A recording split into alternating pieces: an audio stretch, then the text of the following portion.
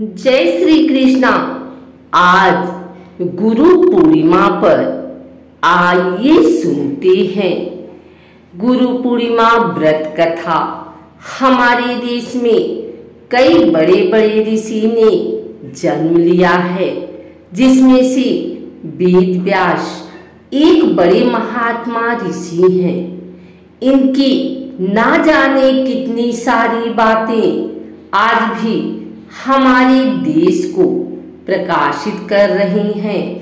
वेद व्यास महाभारत लिखने वाले महान रचयिता थे। इनका पूरा नाम कृष्ण वेद व्यास था। वेद व्यास सांवले रंग के थे, इसलिए इनका नाम कृष्ण पड़ा था। वेद व्यास का जन्म कैसे हुआ, उनकी माता कौन थी, यह सब जानकारी आप उनके जन्म की कहानी के साथ जान सकते हैं। एक बार की बात है, उपरिचर नाम का एक राजा था। वह बहुत बड़ा धर्मात्मा और सत्यवादी था। उसने अपने तप से देवराज इंद्र को प्रसन्न कर एक विमान और न सूखने वाली सुंदर माला ली थी। वह माला अपने हृदय में धारण कर विमान में बैठकर आकाश में भ्रमण किया करता था। उसे आखेट का बड़ा शौक था। वह प्रायः वनों में आखेट के लिए जाया करता था। उसकी रानी का नाम गिरिका था। वह बहुत सुंदर और पवित्र हृदय वाली थी। वह अपने पति को बहुत ही प्रेम करती थी। ईश्वर के प्रति उसकी बहुत बड़ी आस्था थी, इसलिए वह हमेशा भजन कीर्तन में लगी रहती थी। एक दिन गिरिका ऋतुमती हुई।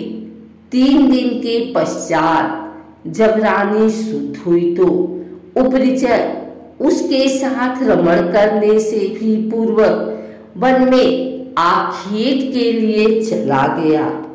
राजा आखेट के लिए चला तो गया, किंतु उसका ध्यान रानी के साथ रमण करने की ओर लगा रहा। दोपहर का समय था। राजा वन में एक अशोक वृक्ष के नीचे बैठा हुआ था।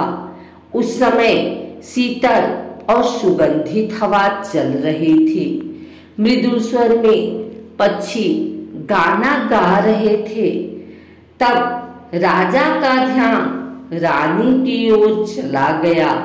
वह रानी के साथ रमण के संबंध में मन ही मन सोचने लगा। राजा कामातुर हो उठा और उसका वीर्य स्खलित हो गया। राजा ने सोचा उसका वीर्य व्यर्थ नहीं जा सकता, अतः उसने अपने वीर्य को एक दोने में रखकर विमान में बैठे हुए बाद पक्षी को बुलाकर उसे कहा, तुम इस दोने को ले जाकर मेरे रानी को दे दो। वह इसे अपने मार्ग में धारण कर लेगी। तब दोने को मुंह में दबाकर बाद राजा की भवन की ओर उड़ चला। जैसे ही बाघ यमुना नदी के ऊपर से जा रहा था, दूसरे बाघ की नजर उस पर पड़ गई।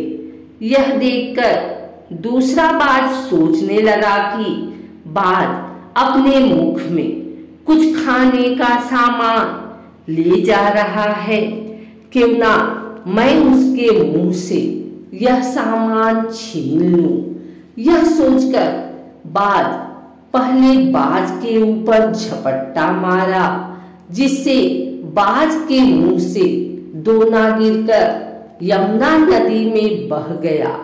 दोने में रखा वीर्य यमुना नदी में बह गया। तभी एक मछली की दृष्टि उस वीर्य पर पड़ी। उसने सोचा यह खाने की कोई वस्तु है और उसने उसे पानी के साथ निगल लिया। फलकता मछली गर्भवती हो गई। दासराज नामक मल्लाह को वह मछली शिकार में मिली। जब उसने मछली के पेट को बीचों बीच से काटा तो उसके पेट से एक बालक और एक बालिका निकले। उसने दोनों बच्चों को उपरिचर को भेंट कर दिया। उपरिचर ने बालक को लेकर बालिका को दास को वापस लौटा दिया। दासराज उस बालिका को अपने घर ले जाकर उसका पालन पोषण करने लगा। दासराज ने बालिका का नाम सत्यवती रखा। सत्यवती मछली के पेट से उत्पन्न हुई थी, इसलिए उसके शरीर से मछली की गंध निकला करती थी। अतः लोग उसे मत्स्यगंधा भी कहते थे। मत्स्यगंधा धीरे धीरे बड़ी होने लगी। वह बहुत ही खूबसूरत थी। रात्रि को वह अपनी नाव पर बैठकर लोगों को इस पार से उस पार पहुंचाया करती थी। एक दिन दोपहर के समय महर्षि पराशर वहां जा पहुंचे। मत्स्यगंधा को देखकर महर्षि मुग्ध हो गए। उन्होंने कहा, सुंदरी, तुम्हें अपूर्व सुख मिलेगा, तुम मेरे साथ रमण करो। तब मत्स्यगंधा ने उत्तर दिया, महर्षि, आप यह कैसी बातें कर रहे हैं? दोपहर का समय है, आसपास लोग बैठे हैं, मैं आपके साथ रमण कैसे कर सकती हूँ? पराशर जी ने योग शक्ति से चारों ओर कुहरा कर दिया। तब पराशर बोले, अब हमें कोई नहीं देख सकता, तुम निश्चिंत होकर मेरे प्रस्ताव को स्वीकार कर लो। मत्स्यगंधा पुनः बोली, महर्षि, मैं कुंवारी हूँ, पिता की आज्ञा के अधीन हूँ। आपके साथ रमण करने से मेरा कौमार्य नष्ट हो जाएगा, मैं समाज में लांछित बन जाऊंगी। पराशर जी ने उत्तर दिया, तुम चिंता मत करो, मुझसे रमण करने के पश्चात तुम्हारा कौमार्य बना रहेगा। गर्भवती होने पर भी गर्भ का चिन्ह प्रकट नहीं होगा। मत्स्यगंधा फिर बोली, मेरे शरीर से मछली की गंध हमेशा निकलती रहती है। आप मुझे वरदान दे कि वह गंध सुगंध के रूप में बदल जाए और 4 कोस तक यह गंध फैलती रहे। पराशर जी ने तथास्तु कह तब मत्स्यगंधा के शरीर से कस्तूरी की गंध निकलने लगी। यह सुगंध चारों कोस को सुगंधित कर रही थी। अतः अब वह योजन गंधा भी कही जाने लगी। पराशर जी ने मत्स्यगंधा के साथ रमण किया था, जिसके फलस्वरूप मत्स्यगंधा गर्भवती हुई। यमुना के द्वीप में एक बालक ने उनके गर्भ से जन्म लिया। वह बालक जन्म लेते ही बड़ा हो गया। वह तप करने के लिए वन में चला गया। वही बालक जगत में वेद व्यास जी के नाम से प्रसिद्ध हुआ।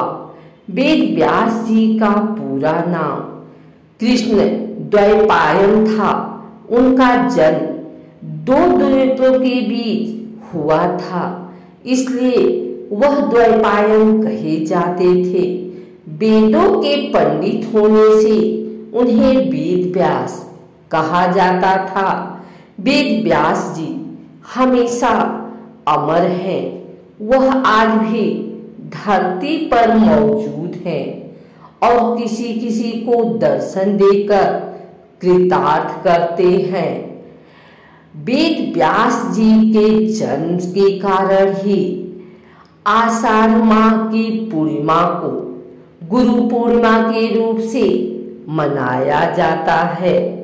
तो यह रही वेद व्यास जी के जन्म की कहानी।